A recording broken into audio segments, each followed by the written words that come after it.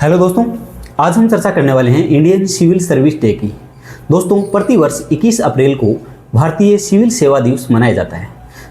ये उन भारत की प्रशासनिक अधिकारियों या फिर प्रशासन की धुरी कहे जाने वाले आईएएस, आईपीएस, आईआरएस, आईएफएस अधिकारी जो अखिल भारतीय सेवा के अधिकारी हैं या फिर केंद्रीय सेवा के अधिकारी हों या फिर राज्य सेवा के अधिकारी हों, उनके अद्वितीय साहस, निरंतरता, संयम और राष्ट्र की एकता और अखंडता बनाए रखने वाले प्रशासन की धुरी के रूप में निरंतर काम करने के योगदान को मनोबल और उनका योगदान को महत्व देने के लिए मनाया जाने वाला दिन है। दोस्तों, 21 अप्रैल 1947 को भारत के पहले गृह मंत्री या फिर रियासती विभाग के प्रमुख, जिन्होंने 565 देशी रियासतों को मिलाकर एक अखंड भारत का निर्माण किया था, वो शख्स सरदार वल्लभ भाई पटेल थे।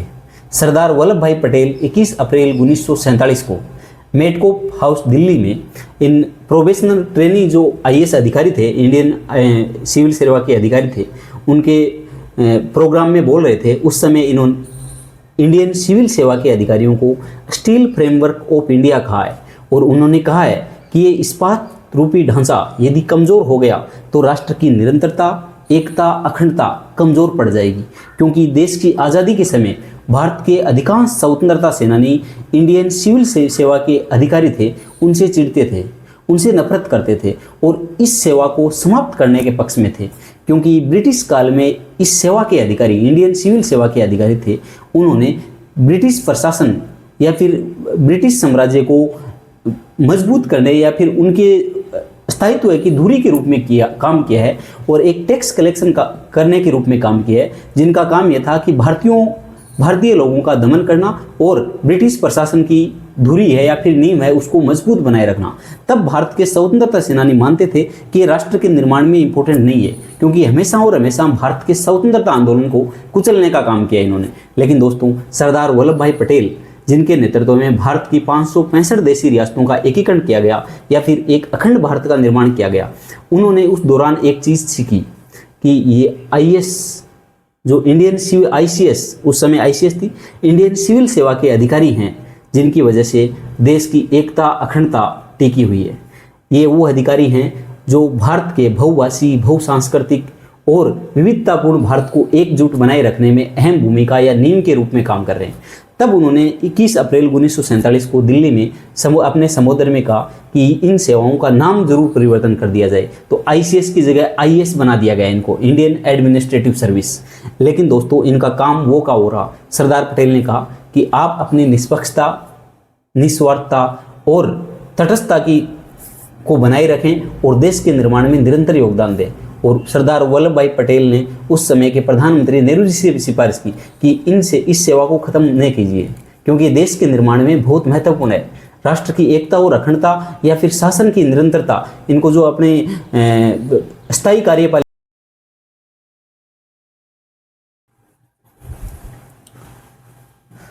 हाँ, तो दोस्तों, हम चर्चा करने वाले हैं कि अब हम इसके बारे में थोड़े से परिचय देख लेते हैं। इसका परिचय क्या है? भारत में हर वर्ष 21 अप्रैल को राष्ट्रीय सिविल सेवा दिवस मनाया जाता है। ये दिन देश के उन लाखों सिविल सेवकों को समर्पित है जो आईएएस, आईपीएस, आईएफएस, आईआरएस और अन्य केंद्रीय सेवाओं के माध्यम से जन कल्याण और राष्ट्र निर्माण में अपना योगदान देते हैं। पहली बार भारत में 21 अप्रैल को प्रतिवर्ष क्या मनाया जाता है? राष्ट्रीय सिविल सेवा दिवस मनाया जाता है। इसका औपचारिक उत्सव कब? 21 अप्रैल 2006 विज्ञान भवन नई दिल्ली को मनाया गया। 2026 का संस्करण है जो 18वां है। ऐतिहासिक आधार 21 अप्रैल 1947 को सरदार पटेल का ऐतिहासिक भाषण है। आयोजनकर्ता ये DARPG जो कि प्रधानमंत्री के डायरेक्ट निर्देशन में काम करता है। Department of administrative reform and public grievance, प्रशासनिक सुधार एवं लोक शिकायत विभाग, जो कि डायरेक्ट पीएमओ को रिपोर्ट करने वाला विभाग है। और आयोजन स्थल विज्ञान भवन नई दिल्ली। इस बार 2026 के मुख्य अतिथि हैं राष्ट्रपति, उपराष्ट्रपति महोदय CP राधाकृष्णन साहब हैं। ये दिवस इंपॉर्टेंट क्यों है दोस्तों? सिविल सेवकों को उनकी समर्पित व ईमानदार सेवा के लिए सम्मानित करना। सबसे पहला कार्य यह है कि जो सिविल सेवक जो अपने ईमानदारी पूर्वक, अपने कर्तव्यनिष्ठ होकर, अपने कर्तव्य के प्रति कर्तव्यनिष्ठ होकर संवैधानिक मूल्यों को अंगीकृत करते हुए और राष्ट्र निर्माण में निरंतर योगदान दे रहे हैं, उनको सम्मानित करना इसका सबसे प्रमुख लक्ष्य है। उन्हें नागरिकों के प्रति अपनी प्रतिबद्धता नवीनीकृत करने का अवसर प्रदान करते हैं। उत्कृष्ट कार्य करने वाले अधिकारियों को प्रधानमंत्री पुरस्कार से सम्मानित करना। प्रशासन में नवाचार, पारदर्शिता, जवाबदेहिता को प्रोत्साहित करना भी इसका उद्देश्य है। सरदार वल्लभ भाई पटेल की ऐतिहासिक विरासत और उनके आदर्शों को याद करना भी इनका उद्देश्य है। इनका संवैधानिक महत्व क्या है? भारतीय संविधान के अनुच्छेद 309 से 12 में अखिल भारतीय सेवाओं का प्रावधान है। सिविल सेवा को संविधान द्वारा संरक्षित स्थायी व कार्यपालिका का दर्जा प्रदान किया गया है। एक स्थायी कार्यपालिका, दोस्तों संसदीय शासन व्यवस्था में दो प्रकार की कार्यपालिका होती है, एक नाममात्र, एक स्थायी कार्यपालिका।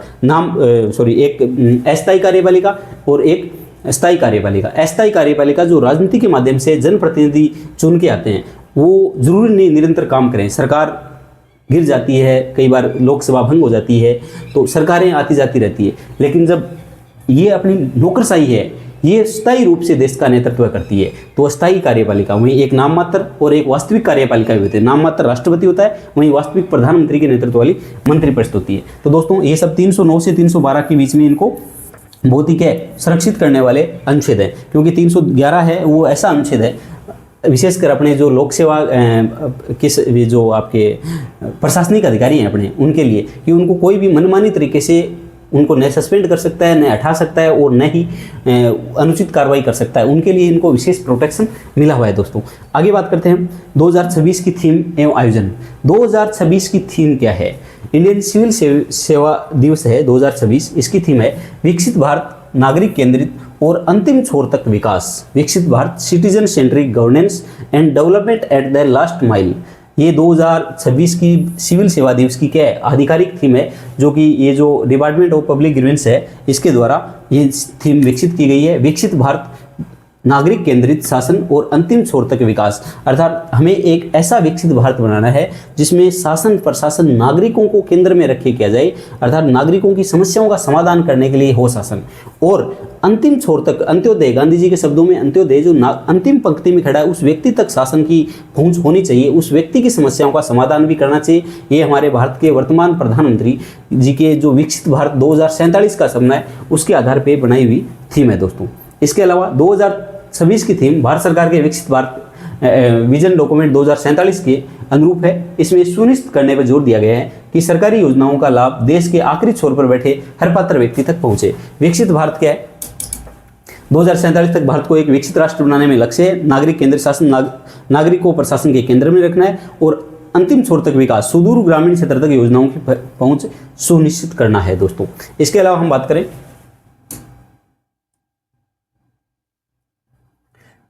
जैसे बात करें आयोजन में प्रमुख सत्र हैं, इसमें कुछ सत्र हैं दोस्तों। तो पीएम विश्वकर्मा योजना के माध्यम से टिकाऊ आजीविका किस प्रकार हासिल की जा सकती है, जो एमएसएमई मंत्री हैं जीतन राम मांझी, ये इसके बारे में बताएंगे। गैर संचारी रोगों का समाधान, अध्यक्षता श्री जगत प्रकाश नड्डा जो कि भारत के स्वास्थ्य मंत्री वो करेंगे। केसीसी के माध्यम से वित्तीय जोखिम न्यूनीकरण कैसे किया जा सकता है, शिवराज सिंह चौहान कृषि मंत्री ये भाषण देंगे। पीएम सूर्य घर मुफ्त बिजली योजना, नेट जीरो लक्ष्य की ओर भारत की गति किस प्रकार हो रही है, इसके बारे में बताया जाएगा। और कैबिनेट सचिव का समापन संबोधन है, जो कि सिविल सेवाओं में नैतिकता और दक्षता को किस प्रकार बढ़ाया जा सकता है, इसके बारे में बताएंगे। यहाँ पर जो थीम दी गई है वो बताया गया है कि किस कई बार एग्जाम में पूछ लिया जाता है 2025 की थीम क्या थी। 2025 की थीम थी सशक्त नागरिक, कुशल और पारदर्शी शासन के माध्यम से 2026 विकसित भारत, नागरिक केंद्रित शासन और अंतिम छोर तक विकास। तो ये कुछ प्रकार ये थीम है, देख लेना। 2020 की नए भारत के लिए उत्कृष्ट लोक सेवा, 2021 के लिए जन भागीदारी सशक्त भारत, 2022 में आत्मनिर्भर भारत नई जिम्मेदारियां, 2023 में विकसित भारत एक लक्ष्य एक दिशा, 2024 में विकसित भारत सरकारी योजना की सेचुरेशन, ये थीम थी दोस्तों। इसके अलावा प्रधानमंत्री पुरस्कार उत्कृष्ट लोक प्रशासन को दिया जाता है।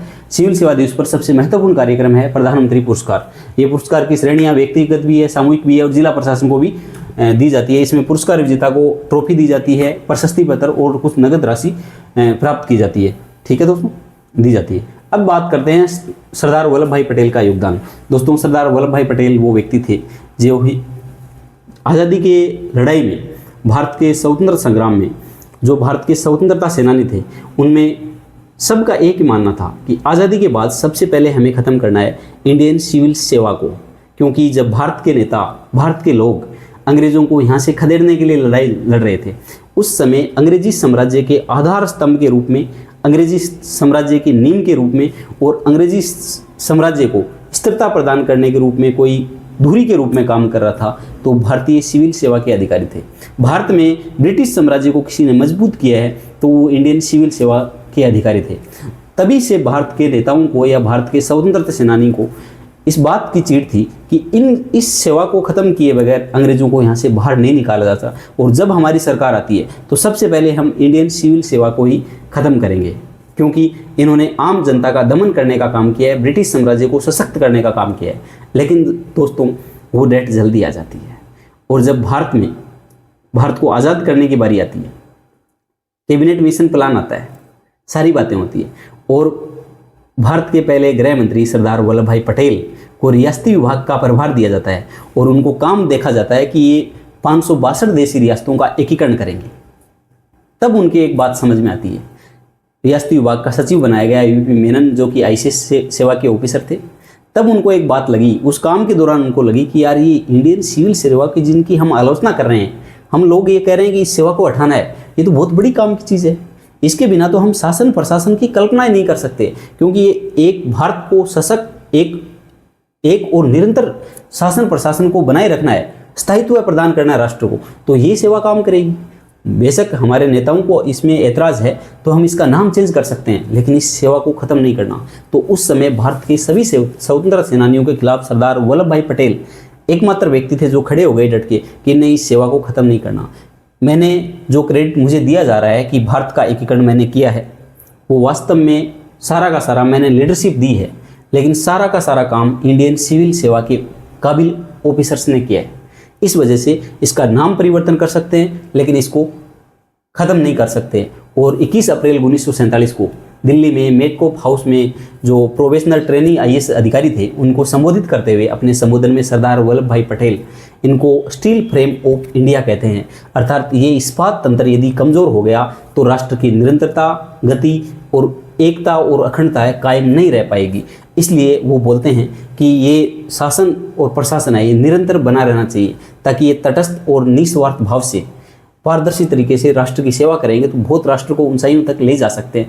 इसलिए सरदार वल्लभ भाई पटेल हैं, वो इंडियन सिविल सेवा के, भारत में बात करें तो भारतीय प्रशासनिक सेवा के जनक भी कहे जाते हैं। हालांकि ब्रिटिश काल में लॉर्ड कॉर्नवालिस के द्वारा भारत में आईएएस का पद वगैरह जो आईसीएस सेवा है, वो इंडियन सिविल सर्विस है, उनका भारत में वो पद लाया गया है उनके द्वारा, या फिर वो ब्रिटिश शासन की बात थी सारी। लेकिन आज़ाद भारत में भारतीय प्रशासनिक सेवा के जनक कहे जाते हैं, वो कहे जाते हैं सरदार वल्लभ भाई पटेल। तो इनका योगदान भी हम देख लेते हैं। 21 अप्रैल 1947 को भारत के प्रथम प्रधानमंत्री प्रथम उप प्रधानमंत्री और उस समय के गृह मंत्री सरदार वल्लभ भाई पटेल ने दिल्ली के मेटकोप हाउस में अखिल भारतीय प्रशासनिक सेवा के पहले बैच के प्रशिक्षकों को संबोधित किया। इस ऐतिहासिक भाषण में उन्होंने सिविल सेवकों को भारत का स्टील फ्रेम ऑफ इंडिया कहकर पुकारा, क्योंकि इनके बिना देश का शासन निरंतर नहीं चल सकता। आप भारत के स्टील फ्रेम, सरदार पटेल साहब क्या कहते हैं, आप भारत के स्टील फ्रेम हैं, आप लोगों पर पूरे देश का प्रशासनिक ढांचा टिका है। आपकी भूमिका केवल नौकरशाही की नहीं बल्कि राष्ट्र निर्माण की है। ये बोलते हैं कि राष्ट्र निर्माण तब तक अधूरा है जब तक ये लोग निरंतर वर्क काम नहीं करेंगे, निष्पक्षता, ईमानदारी और सेवा भाव के साथ अपना कर्तव्य निभाएंगे। सरदार वल्लभ भाई पटेल जी ने इनको ये कहा था दोस्तों। इसके अलावा अब सरदार वल्लभ भाई पटेल का परिचय देख लेते हैं। 31 अक्टूबर 1875 को नादिया गुजरात में जन्म हुआ। इनको 1991 में मरणोपरांत भारत रत्न भी मिला। आयरन मैन ऑफ इंडिया कहे जाते हैं। भारत के प्रथम उप प्रधानमंत्री और भारत के पहले गृह मंत्री भी थे और रियासती विभाग के मंत्री भी रहे हैं। कार्यकाल 1947 से 50 तक 15 दिसंबर को इनका निधन हो गया था मुंबई में। और इनके जो 31 अक्टूबर को समृद्धि दिवस के रूप में राष्ट्रीय रन फॉर यूनिटी, राष्ट्रीय एकता दिवस के रूप में मनाते हैं। और इनका जो सबसे ऊंची प्रतिमा 182 मीटर की है, statue of unity, Kevadia Gujarat में 2018 में भारत के प्रधानमंत्री, वर्तमान प्रधानमंत्री मोदी जी ने इनका उद्घाटन भी, इनॉग्रेशन किया था। अब सरदार पटेल की सिविल सेवा को क्या देन है दोस्तों, इसके बारे में चर्चा करें। रियासतों का एकीकरण, 562 रियासतों का एकीकरण किया, वो प्रशासन के सहयोग से किया। और सरदार पटेल ने प्रशासनिक चमत्कार किया, कहा कि इनके बिना ये काम पॉसिबल नहीं होता। आज़ादी के समय भारत में 562 या 565 देशी रियासतें थी। सभी को भारतीय संघ में मिलाना एक असाधारण चुनौती थी। सरदार पटेल ने कूटनीति, दृढ़ता और आवश्यकता पड़ने पर सैन्य बल से काम किया, क्योंकि ऑपरेशन पोलो के माध्यम से हैदराबाद में सैन्य कार्रवाई भी की गई थी। कई जगह बातचीत के माध्यम से भी काम किया गया। कई जगह राजनीति, श्याम दाम भेद दंड के माध्यम से उन्होंने राष्ट्र का एकीकरण किया था। जैसे हैदराबाद में ऑपरेशन पोलो के द्वारा, क्योंकि वहाँ के निज़ाम और जो उनके निज़ाम का जो रजाकार संगठन था उसका प्रमुख था वो नहीं माने बातचीत से, तो फिर वहाँ पर ऑपरेशन पोलो के माध्यम से सैन्य कार्रवाई की, जूनागढ़ में जनमत संग्रह करवाया, हरि सिंह के साथ बातचीत की, मणिपुर के राजा को दबाव डालकर ये यूनिवर्सल वोटिंग राइट के माध्यम से भारत में मिलाया। तो इस प्रकार उन्होंने, जैसे जोधपुर के हनुमत सिंह हैं उनके साथ भी उन्होंने दबाव के माध्यम से साइन करवाए। तो बहुत सी चीज़ें थी उन्होंने, श्याम दाम भेद दंडिया, उनकी सूझबूझ और उनका जो प्रशासनिक अनुभव था उससे भारत एक होने में, उस समय उनके नेतृत्व में भारत एक हुआ था दोस्तों। ठीक है, अब हम चर्चा करने वाले हैं सरदार पटेल ने कूटनीति, दृढ़ता और आवश्यकता पड़ने पर सैन्य बल से काम किया, जैसे हैदराबाद वाला ऑपरेशन पोलो, जूनागढ़ जनमत संग्रह, कश्मीर विलय पत्र और सैन्य सहायता, दोनों चीज़ें। आईएएस की स्थापना, आधुनिक भारत की प्रशासनिक नींव। पटेल ने आईसीएस इंडियन सिविल सर्विस के स्थान पे आईएएस इंडियन एडमिनिस्ट्रेटिव सर्विस की स्थापना की। उन्होंने सिविल सेवकों को राजनीतिक दबाव से मुक्त रखने पर बल दिया दोस्तों। इन्होंने कहा जो आईएएस अधिकारी हैं उन पे जो राजनीतिक दबाव होता है, पॉलिटिकल प्रेशर होता है, वो कम से कम होना चाहिए। लेकिन हम देख रहे हैं कि प्रत्येक देश में, इवन भारत में भी, जो अपने आईएएस अधिकारी हैं तो उन पे ज़्यादा से ज़्यादा हर पार्टी जिसकी सरकार होती है वो पॉलिटिकल प्रेशर डालने की कोशिश करती है और लगातार इनके स्थानांतरण भी होते रहते हैं। आप देखते हो कि कभी किसी मंत्री से उनकी नहीं बनती है या फिर कभी किसी विधायक से नहीं बनती है तो उनका ट्रांसफ़र हो जाता है। तो राजस्थान में एवरेज 14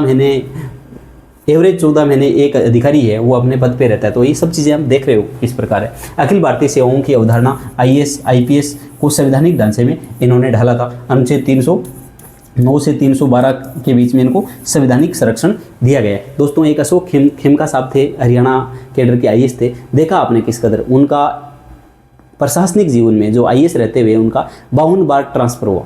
तो ये एक अच्छे अफसर के साथ कई बार ऐसा भी होता है। तो इस प्रकार आपने देखा किस प्रकार इनकी तटस्थता बहुत ज़रूरी है देश के लिए। हाँ, लवासना की स्थापना भी इन्होंने की थी। लाल बहादुर शास्त्री राष्ट्रीय प्रशासन अकादमी मसूरी में है, इनमें योगदान इनका सरदार वल्लभ भाई पटेल साहब का है। सिविल सेवकों के लिए पटेल का संदेश क्या है कि इनको पॉलिटिकल न्यूट्रलिटी बनाए रखनी चाहिए, क्योंकि जब आप राजनीतिक रूप से तटस्थता नहीं रखते हो तब आप दूसरी जिस पार्टी का आप समर्थन करते हो, जिस पार्टी का आप फेवर करते हो और उस पार्टी की सरकार नहीं हो और दूसरी सरकार आती है तो फिर आप वहाँ पर 22 होकर काम करते हो। तो ऐसी सिचुएशन में आप ठीक से जन कल्याण नहीं कर पाओगे और उस पार्टी के साथ आपको समायोजन नहीं बैठ पाएगा। इसलिए आपको न्यूट्रलिटी बनाए रखते हुए, क्योंकि आप सरकार के कार्मिक हो, आप राष्ट्र के संविधान के प्रति, संविधान के कर्तव्य, आपकी नैतिकता के से बंधे हो, आप संवैधानिक मूल्य से बंधे हो। इसलिए आपको क्या करना चाहिए, संविधान नियमों और कानून के अनुसार आपको काम करना चाहिए। सरकार के आदेश हो वो नियमों और कानून के आचरण में रहते हुए आपको काम करना चाहिए, न कि किसी पार्टी विशेष के से आप नज़दीकी रखें। कानून के समक्ष सभी नागरिक समान है, ये भावना आपको रखनी चाहिए। ईमानदारी, निष्पक्षता से कार्य आपको करने चाहिए। जनता ही सेवा की सर्वोच्च प्राथमिकता आपके लिए होनी चाहिए। जन कल्याण ही चीज़ें होनी चाहिए। परीक्षा, सरदार वल्लभ भाई पटेल ने को father of Indian civil service, भारतीय सिविल सेवा का जनक कहा जाता है। हालांकि लॉर्ड कॉर्नवालिस को father of civil service in India, Bharat में सिविल सेवा का जनक कहा जाता है। उन्होंने ब्रिटिश काल में इनकी संरचना दी थी। इसके अलावा सिविल सेवा की देश के प्रशासन में भूमिका, सरदार वल्लभ भाई पटेल ने क्या बोला, सिविल सेवा भारतीय लोकतंत्र की रीढ़ भी है। भारतीय सिविल सेवा को देश की स्थायी कार्यपालिका, परमानेंट एग्जीक्यूटिव कहा जाता है। जहां राजनीतिक सरकारें बदलती रहती है वहां सिविल सेवा निरंतर कार्य करती रहते हैं और प्रशासनिक निरंतरता बनाए रखने में बहुत काम आती है। इसके अलावा IAS, IPS, IFS, IRS, IFSO, ये सारी चीज़ें हैं जो कि देश के निर्माण के लिए बहुत ज़रूरी है। Indian administrative service, IAS Indian administrative service, IPS Indian police service, Indian foreign service, Indian revenue service और इंडियन फॉरेस्ट सर्विस। तो इनका काम देख लो। आईएएस जिला प्रशासन में राज्य व केंद्र सरकार के बीच में एक कड़ी के रूप में काम करते हैं और ये कानून व्यवस्था सुरक्षा के लिए काम करते हैं पुलिस सेवा वाले। आईएफएस विदेश मंत्रालय दूतावास में वहाँ पर सचिव होते हैं और आईआरएस ये कर विभाग के सीमा शुल्क वगैरह जो अपने रेवेन्यू से जुड़ा काम करते हैं और ये वन एवं पर्यावरण से जुड़ा काम करते हैं। तो ये सारी चीज़ें आप देख सकते हो दोस्तों। इसके अलावा जन कल्याण में सिविल सेवा की भूमिका, नीति निर्माण एवं क्रियान्वयन, योजना आयोग, नीति आयोग में नीति निर्माण में सहभागिता इनका होती है। केंद्र और राज्य सरकारों के बीच समन्वय बनाए रखने में काम करते हैं। जन कल्याणकारी योजनाओं का अंतिम छोर तक क्रियान्वयन सुनिश्चित करते हैं। राष्ट्रीय आपदाओं में संकट का प्रबंधन और राहत कार्य करने का काम भी करते हैं। इसके अलावा डिजिटल शासन में योगदान होता ही है। ई गवर्नेंस हो, डिजी लॉकर हो, उमंग हो, माई गवर्नमेंट जैसे प्लेटफॉर्म हो या डायरेक्ट डीबीटी योजना हो या फिर पीएम पोषण हो, पीएमवाई प्रधानमंत्री आवास योजना हो, पीएम किसान योजना हो, जेम हो, इन सारी चीज़ों में अपने प्रशासकों की झलक है वो देखने को मिलती है। वहीं सामाजिक न्याय और समावेशन की बात करें, SC ST OBC जो बहुजन हिताय और बहुजन सुखाय के नारे के साथ जो काम करने वाली संस्था होती है उनमें भी इनका बहुत ज़्यादा योगदान होता है। SC ST OBC वर्गों के लिए संवैधानिक आरक्षण जैसी नीतियाँ हैं उनका क्रियान्वयन सुनिश्चित करते हैं। महिला सशक्तिकरण की योजनाएं हैं, बेटी बचाओ बेटी पढ़ाओ, PM मातृ वंदना योजना है, तो उज्ज्वला योजना है, तो इन सब में इनका आपको देखते हुए योगदान इनका। आदिवासी और पिछड़े क्षेत्रों में विकास कार्य के रूप में हो या फिर RTI के रूप में हो, तो इनकी बहुत बड़ी भूमिका होती है। राष्ट्रीय संकट के समय आप चाहे देखो, कोविड के समय देखो, आपने देखा होगा, चाहे बाढ़ या भूकंप आ जाए तब देखो, कृषि संकट हो, उग्रवाद, नस्लवाद हो, डिजिटल क्रांति हो, हमारे जो प्रशासनिक सेवा के अधिकारी हैं वो एकदम अग्रणी मोर्चे पे तैनात रहते हैं। दोस्तों इसके अलावा हम देखते हैं 1994 में ब्रिटेन में लगातार जो भ्रष्टाचार के मामले आ रहे थे या प्रशासन पे, राजनीति में जो प्रशासन है उस पर आरोप लग रहे थे या फिर हाँ, तो मैं आपको कह रहा था कि 1994 में ब्रिटेन में लगातार प्रशासनिक अधिकारी हैं उन पे भ्रष्टाचार के आरोप लग रहे थे और प्रशासन के प्रति लोगों का विश्वास कम हो रहा था। तब वहाँ की सरकार ने 1994 में प्रशासन के प्रति लोगों को विश्वास बहाली के लिए या प्रशासन में सदाचार निष्ठा या कर्तव्य निष्ठा बढ़ाने के लिए नोलन समिति का गठन किया। नोलन समिति ने 1994 में गठन किया और नोलन समिति ने अपनी रिपोर्ट में प्रशासन के आधारभूत सिद्धांतों के रूप में 7 सिद्धांतों को दिया है। वो 7 सिद्धांत हैं कि इनके माध्यम से एक प्रशासनिक अधिकारी है वो शिष्टाचार सदाचार पूर्वक अपने कर्तव्यों का ठीक से निर्वहन कर पाता है। तो इनके बारे में हम देखते हैं। ब्रिटेन के लॉर्ड नोलन द्वारा प्रतिपादित ये सिद्धांत विश्व भर की सिविल सेवाओं में आचरण के मानक माने जाते हैं। सेल्फलेसनेस, निस्वार्थता, व्यक्तिगत लाभ के लिए नहीं जनहित के लिए काम करना है।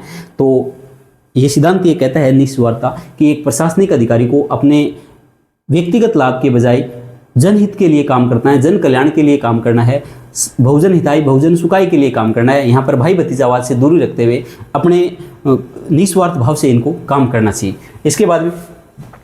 इसके बाद में इंटीग्रिटी, सत्यनिष्ठा, बाहरी दबाव से मुक्त होकर विवेक से निर्णय ले। क्यों आपको किसी बाह्य दबाव है उससे मुक्त होकर काम करना है, किसी भी दबाव में नहीं आना है, क्योंकि आपके लक्ष्य हैं वो संवैधानिक मूल्य हैं, आपकी नैतिकता है और इसके अलावा इंटीग्रिटी है। इसके अलावा आप निस्वार्थ होकर जन कल्याण के लिए काम करना चाहिए आपको, न कि किसी दबाव से।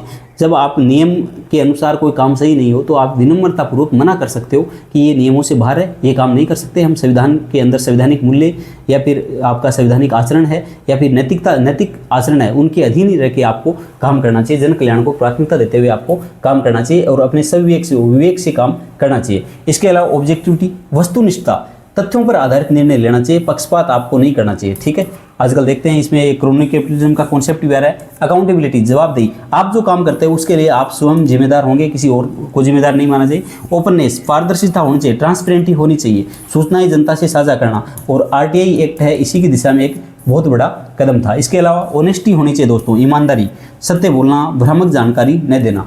इसके अलावा लीडरशिप के गुण भी आपके अंदर होने चाहिए, नेतृत्व है। इन मूल्यों को स्वयं अपनाकर दूसरों को भी आपको प्रेरित करना चाहिए। ठीक है, तो ये नोलन समिति के जो 7 मूल्य थे ये कई बार एग्जाम में पूछे जाते हैं और ये जो विश्व भर के जो प्रशासनिक अधिकारी हैं उनको नैतिकता के अनुसार संवैधानिक मूल्यों को अपनाते हुए काम करने के लिए प्रेरित करते हैं। तो निस्वार्थता, सत्यनिष्ठा, वस्तुनिष्ठा, जवाबदेही, पारदर्शिता, ईमानदारी और नेतृत्व, ये 7 इन्होंने सिद्धांत दिए हैं। ठीक है, इसके अलावा जो सेकंड ARC था वीरप्पा मोइली के नेतृत्व में, सेकंड ARC जो 2005 में बना था, जिन्होंने 2009 में अपनी रिपोर्ट दी थी। तो वीरप्पा मोइली आयोग ने भी क्या बोला है, या फिर सेकंड ARC जो इंडियन भारतीय प्रशासनिक सुधार आयोग है, इन्होंने बोला सिविल सेवकों के लिए नैतिकता प्रशिक्षण अनिवार्य किया जाए। हमारे जो सिविल सेवक बनते हैं या अखिल भारतीय सेवा के या फिर राज्यों के जो प्रशासनिक अधिकारी बनते हैं उनके लिए नैतिकता के लिए एक प्रशिक्षण होना चाहिए, ताकि वो क्या करें, उनको नैतिकता सिखाई जाए। तो दोस्तों मैं ऐसा समझता हूँ कि पहले से नैतिकता के लिए पूरा एक GS का पेपर चलता है, उधर जो एथिक्स स्टडी चलती है, इधर भी RS में भी पूरा एथिक्स का सिलेबस चलता है, उधर एक 250 नंबर का पूरा पेपर होता है।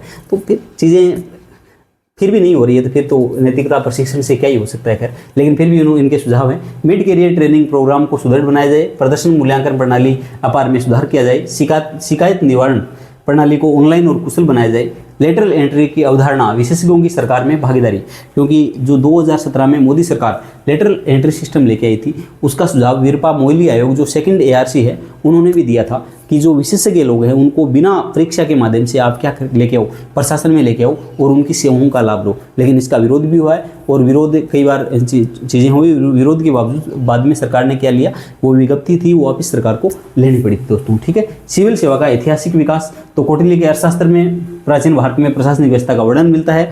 उसके अलावा 1786 से 93 में लॉर्ड कॉर्नवालिस ICS का संरचनात्मक ढांचा दिया इन्होंने। 1853 में चार्टर एक्ट में प्रतिस्पर्धात्मक परीक्षाओं की शुरुआत हुई। 61 में सिविल सेवा परीक्षा प्रणाली का औपचारिक रूप से शुरू हुई। 1886 में एचिसन कमेटी 3 स्तरीय सेवा संरचना दी इन्होंने। 1947 में सरदार वल्लभ भाई पटेल का ऐतिहासिक भाषण जिसमें IAS की नींव रखी गई। 1950 में संविधान के अनुच्छेद 309 से 312 में अखिल भारतीय सेवाओं का प्रावधान किया गया।